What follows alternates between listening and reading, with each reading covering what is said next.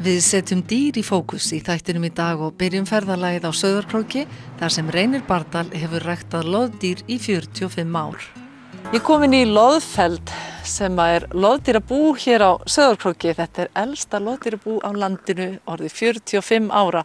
Og þessi tími sem nú fer í hönd, þá verið að færa hvolpana frá mæðrunum og okkur lék forvitni á að vita hvernig það fer fram og hvernig hægt að halda svona bú í gangandi 45 ár. Reynir, þú ert höfundurinn af þessu og eigandinn. Hvernig datt þetta nú í hug á sínum tíma? Ég 45 ári og þetta langur tími. Þetta var samþykkt 1970 að opna og leyfa loðdýrarækt og þar stóðu þeir að þessu Ásberg Sigurðsson og Pétur Sigurðsson á sínum tíma. Nú það kom að því að ég átti félag í Noregi og hann fór að forvitnast þetta fyrir mig og leist vel á þetta og það var þess að ég fór til Noregs og kannski einhver ævintýraþrá. En ég hef verið í þessu síðan og spurningin af hverju loðdýrarækt á Íslandi, það auðvelt að svara því. Til þess að framleiða eitt skinn þurfum við 50 kíló af hráefni.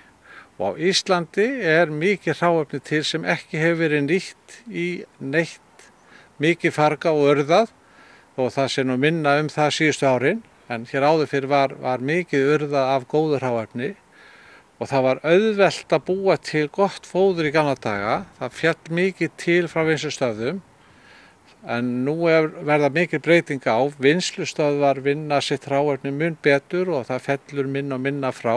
Þannig við förum meira og meira út á jaðarinn varðandi hráefni og það kannski það áhyggjuefni sem ég hef í dag.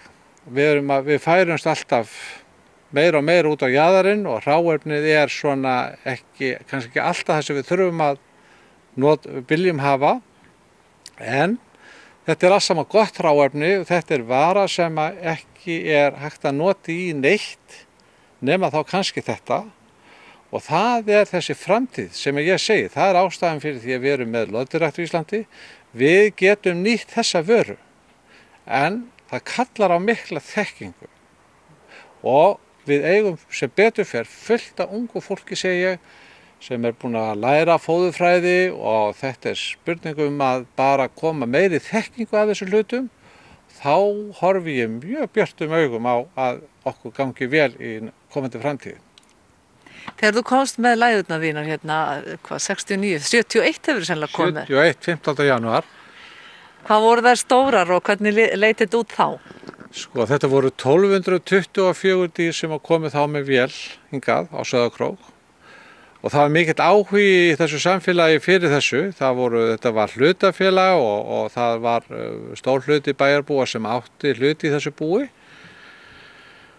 Og það var fjöldi mann sem tók á móti vélinni og lögreglan henni var sett það að vera með alvopn. Það vissi enginn hvað var að koma raunur í bæinn. Minkar, það hefur enginn verið hrifinn af minkum. Þannig að lögreglan stóð þarna alvopna og þá voru dýrin, læðurnar, þar voru svona 700 grömm og hagnaður svona 1700 grömm. Þetta var bara eðlileg stærð. Í dag þá læður ekki settar á til framhaldsræktunar nema að vera svona 1800 grömm og hagnaður 3 til 4 kíló. Það sú stærð sem við förum fram á að þarf að vera til þess að svona vera í samkeppni við markaðinn. Og þetta þá fóðrinu að þakka eða hvað? Já, þetta náttúrulega kynbætur, þetta ræktun og þetta náttúrulega staðfestir það að dýrunum líður vel í búunum og búrunum. Og ég segi það sko að vera loðdýrabóndi á Íslandi raunverulega ekkert rosalega flókið mál ef fóðrið í lagi. Við þessu loðdýrabændur þurfum að hugsa fyrst og fremst að dýrinu líði vel og það sé hreint og huggulegt í kringum dýrið og það sé bara lúxushóteli. Þá vex okkar afkoma. Og ég hef stundum sagt að sko, þetta svona tvískipt. Maður ánægður þegar verðin há, en maður getur líka verið óánægður ef verðin há. Ef afkoman, það sem snýr að manni sjálfum, ekki nógu gott. Það að segja skinnin ekki nógu falleg, dýrin ekki nógu stór, frjósemin ekki nógu mikil, þá maður sem bóndi ekki ánægður, þrátt fyrir að verðið sé há.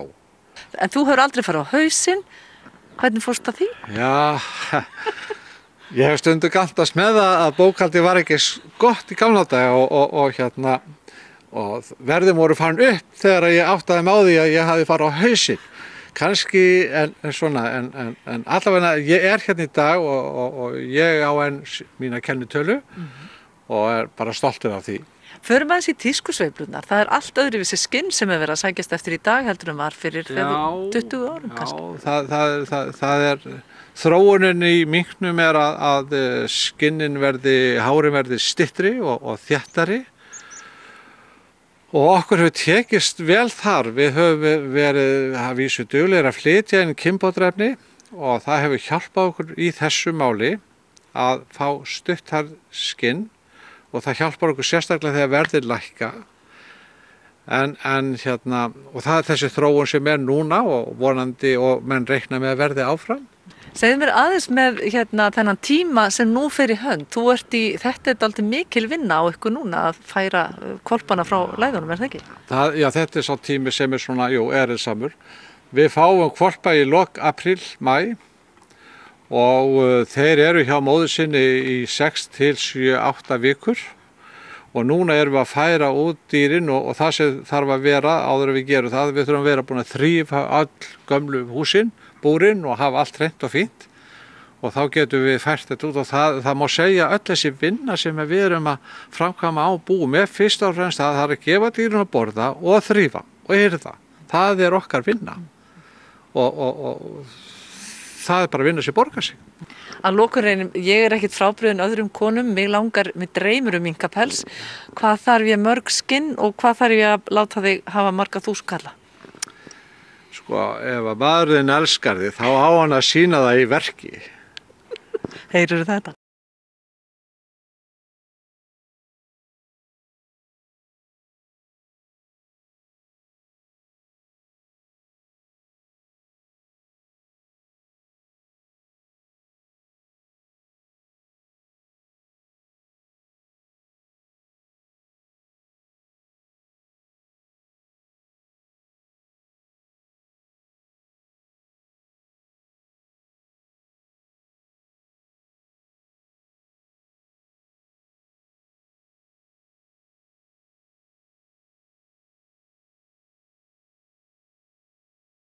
Séð þjálfun lögregluhunda. Þetta gjörbreytir svona allri vinnu okkar í þessum málaflokkum þar sem að eins og í þessum fíkniefnamálum og öðru þá munar þetta alveg gríðarlega fyrir okkur að vera með hund. Þetta náttúrulega þefskinnið á þessum dýrum ótrúlegt og sparar okkur alveg óðbóðslegan tíma og mikla fyrirhöfn og yfirleitt ef það eru efni einhvers staðar og þá finna hundarnir þau. Þannig að þetta allt annað líf fyrir okkur í lögreglunni að vera að vinna með í þessu málum og hafa hunda okkur við hlið og þó að við séum nú búin svo vel að það eru bæði hundur á Akureyri og á Blönduósi að þá tekur það nú alltaf tíma að kalla þá til. Oft þetta tími sem við höfum ekki og því var þetta mikil búbót fyrir okkur hérna á Sauðárkróki að fá Steinar Gunnarsson og hundana hérna í fjörðinn og hefur miklu breytt fyrir okkur. Herðu, þessi heitir Von og þetta lögregluhundur. Og á þínu vegum? Já, á mínum vegum og lögreglunar og ég ber alla ábyrgð á henni. Hvert hennar hlutverk? Herðu, það ansi víðþætt. Hún þefar uppi spor og fólk og eitt og annað svona sem að snýra lögreglustörfum. Nú ert þú yfir hundaþjálfari ríkislögreglustjóra og segðu mér þitt verksvið, hvert það? Herru, ég hef yfir umsjón með öllum lögregluhundum á landinu. Ég sé að þjálfa þá og svo sé þetta eftirlit með þeim, geðeftirlit og meðal annars próf og allt sem því fylgir. Þetta margir hundar á landinu? Við erum 8 lögregluhunda, dreifða landið. Og þar að flestir eru fíkniefnaleitarhundar en svo hefum við 1 sprengjuleitarhund. Og hefur þú þjálfað á alla? Já, ég er búin að þjálfa þessu hund alla og í góðu samstarfi náttúrulega við umsjónamenn þeirra sem eru lögreglumennir sem hafa þá dagstaglega í vinnu. Ég reikna með að þú hafi lagt ýmislegt á þig til þess að ná þessum árangri og að verða hundaþjálfari. Það gerir maður nú ekki á einum degi. Hvað ertu búin að læra? Ég búin að vera við þetta meira og minna í, skal ég segja, yfir 20 ár síðan ég byrjaði að læra þetta. Og ég lærði, útskrifaðist frá hundaskóla lögreglunar í London, Metropolitan-lögreglunar, 2006, þá með sérhæfingu á lögregluhunda. Og annars ég búin að fara ansi víða. Ég lærði Noregi líka og Skotlandi svona tíma, þannig að ég búin að fara ansi víða. En það hefur eitthvað hvatt þig í þetta upphaflega. Hefur þú mikla trú á því að hundar séu gagnlegir í lögreglu? Já, ég er mikla trú á því og efast ekki það og við höfum dæmin allir kringum okkur. Ég náttúrulega byrjaði fyrst að þjálfa björgunarsveitarhunda og var því eins og ég segi yfir 20 ár. Og þar sá maður náttúrulega greinilega hvað þetta gerði mikið gagn og síðan náttúrulega byrjaði í lögreglunni og þá kom þetta í rauninni óhjákvæmilega í framhaldi af því að þjálfa lögregluhunda. Hvað er að fara að gerast hérna núna? Hérna er kollegi minn ætlar að setja upp svona sporleitaverkefni fyrir ykkur. Hérna lappar hún út frá bílnum og hún fer og felur sig þarna og ég ætla svo að koma með hundinu eftir og sjá hvort hann fylgi ekki nákvæmlega slóðun hennar og finna hana. Þetta er ekki óalgengt að fólk brotamenn að hlaupa frá okkur og fela sig og hérna er þetta náttúrulega stuttlið, einhverja mínútur frá því hún fer að stað og ég kem með hundin, oft er þetta kannski einhverju klukkutímar jável. En það er ekki mikið erfiðari fyrir hundinu, þetta sé kannski 2, 3, 4 klukkutímar. Þarf ekki að vera, ef aðstæður eru góðar.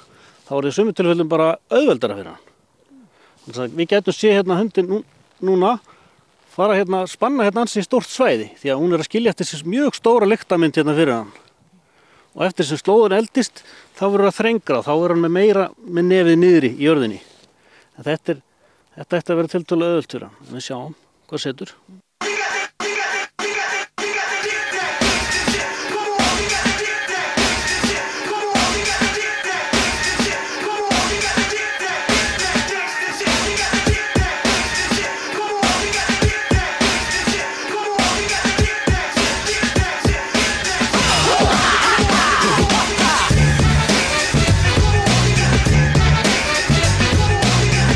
Og þetta tókst? Já, þetta tókst bara bærilega. Þarftu að verðlauna hana? Já, hún fær alltaf einhver fín verðlaun. Það getur verið bara leikur eða nammi eða hvað sem er. Og klappar á hrós. Ekki síst það kannski? Ekki síst það og líka bara verðlaunin er í sjálfu sér bara það er að fá að virka þessar hvatir, þessar sterku veiðihvatir. Það er rauninni verðlaunin í sjálfu sér. Og við ætlum í næsta verkefni. Hvað verður það? Nú ætlum við að fara í fíkniefnaleit. Og þá ætlum við að sýna ykkur hvernig hún finnur fíkniefni bæði á fólki og svo bara í húsnæði. Það sem við ætlum að sjá núna er hvernig hún leitar á fólki og hvernig hún leitar á þessum 4 manneskjum og svo merkir hún með því að benda bara sem eru efni. Eitt þeirra er með efni, gerir ég ráð fyrir og við sjáum bara hver það er. Hún er á óróleg? Hún er á óróleg, já. Þannig að sleppur henni, eða sleppur þú henni, þú ert alltaf með henni? Nei, ég er alltaf bara með henni núna, við sjáum. Okay. Hún sjáðu nefn á henni, hún er greinilega farin að skynja að það er efni hérna inni. Já. Við sjáum bara.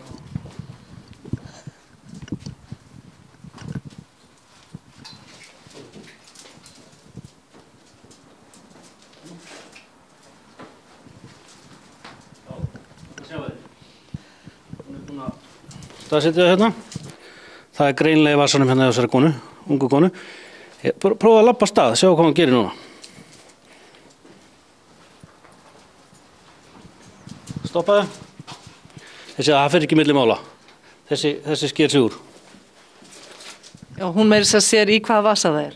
Já, alveg. Eigum að láta reyna á það? Eigum að kanna það? Já. Nú er gott að hafa rétt fyrir þér. Það er örugglega þessi. Ég myndi nánast setja í hausina við því. Hvað skildi vera hérna? Hún ætlar ekki að gefa sig í þessu. Þetta, fína hass. Það er meira á stöðinni greinilega. Jú, við skulum sjá. Við skulum setja á þessu. Þetta. Skulum koma hérna.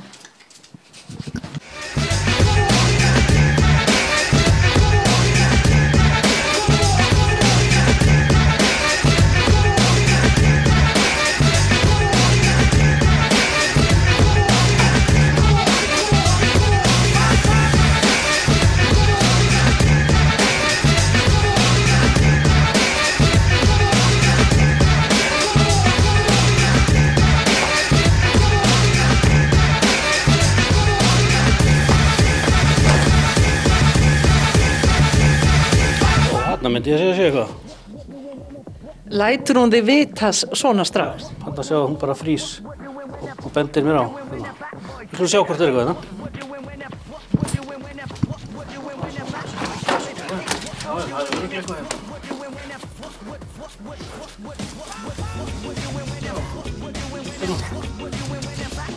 Hvað finnum við hér? Þetta er amfetamín eða kókaín. Já, þannig að hún finnur bara allt eitur, Já, en ekki bara bundin við kannabis eða það? Nei, hún finnur Hvernig öll getum þessi helstu fíkniefni. Eigum að vera að spara í þessu? Á ekki hvert lögreglumdæmi bara að hafa hunda? Það er svolítið pólitísk spurning. Persónulega nei, þetta hefur ekki að spara. Einn hundur er á við fjölmarga lögreglumenn og þeir hafa klárlega sannað gildi sitt, þessi hundar, og það mætti alveg vera fleiri.